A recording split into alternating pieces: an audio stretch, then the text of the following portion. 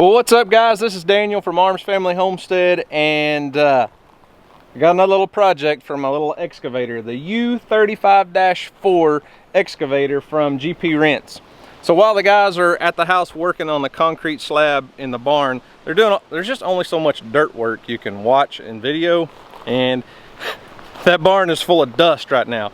So I've got another project I need to get knocked out while we still got the excavator here, and it's over here at my pond.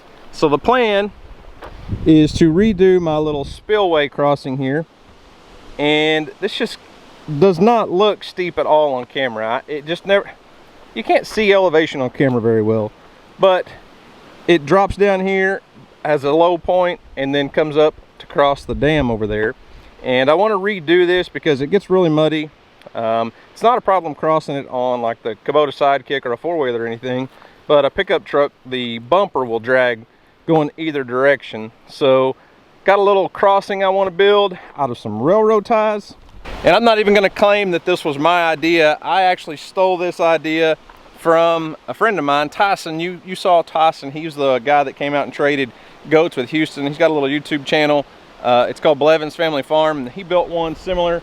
So basically what I'm going to do is dig a trench on either side and run one railroad tie perpendicular to the road over there and one over here, and then we'll lay those other railroad ties across and just make like a little small mini bridge. But while I'm here, while I'm at it, I'm also going to do some cleanup, get some of this vegetation out from the edge of the pond over here, much like we did the other day on the other side of the pond. So let's get started.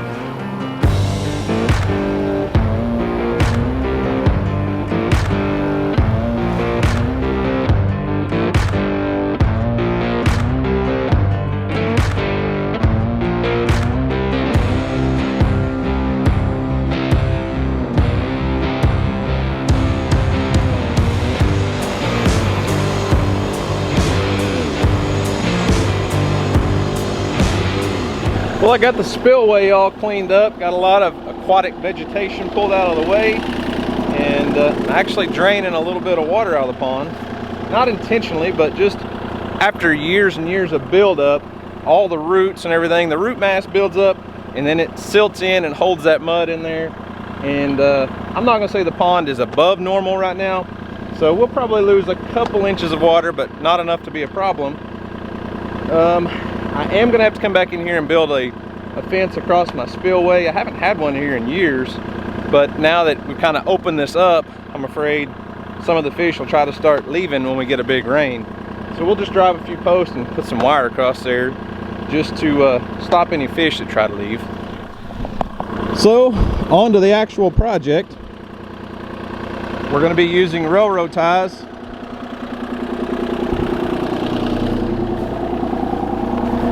So I just bought these at a lumber yard. They're used railroad ties off of an old train track job.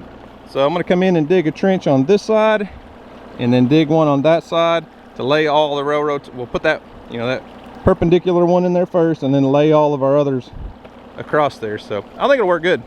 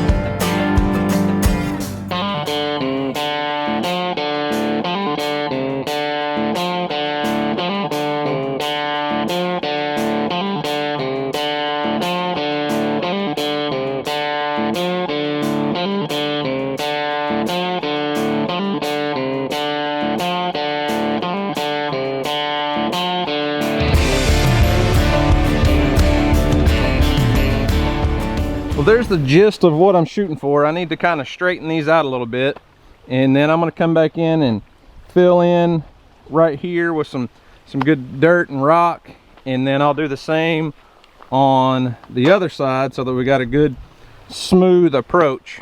I could probably bring in a few more railroad ties and extend it over this direction a little bit more, and wouldn't hurt a thing. But that was all the railroad ties I bought today. However, one of the projects that we're working on while we're doing the concrete in our shop is redoing some other stuff around our yard.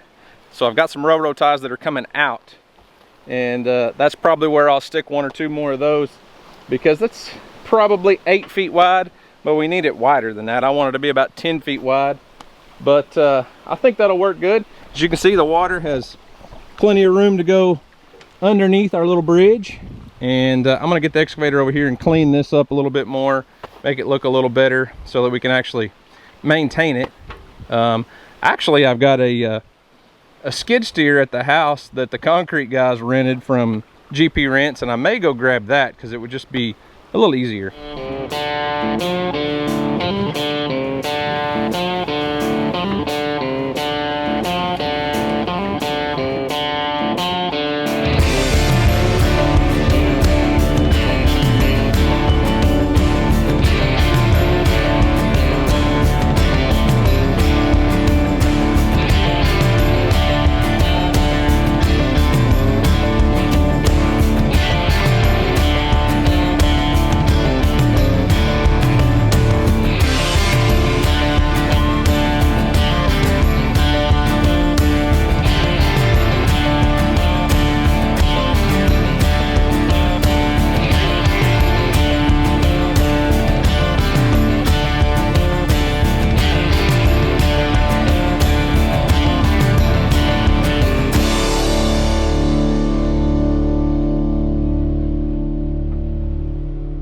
All right, well, there's another successfully completed project thanks to GP Rents and that awesome Kubota rental equipment, which just lucked out. My concrete contractors needed a skid steer.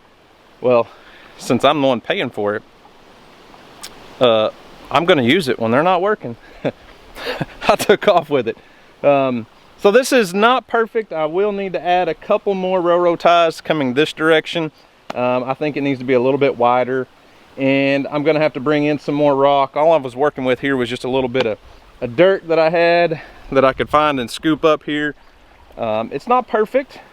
It's a little wobbly. I may come back in later and drive in some stakes, some big steel bar or something next to each side to kind of lock them in place to keep them from moving. They try to move around a little bit, but I really think once the gravel gets in here and the dirt gets nice and compacted on both sides, it'll lock those railroad ties in there pretty well. There are a few little gaps, but not that big a deal. And once I get one or two more, I think it'll be plenty wide enough for a vehicle to drive across safely.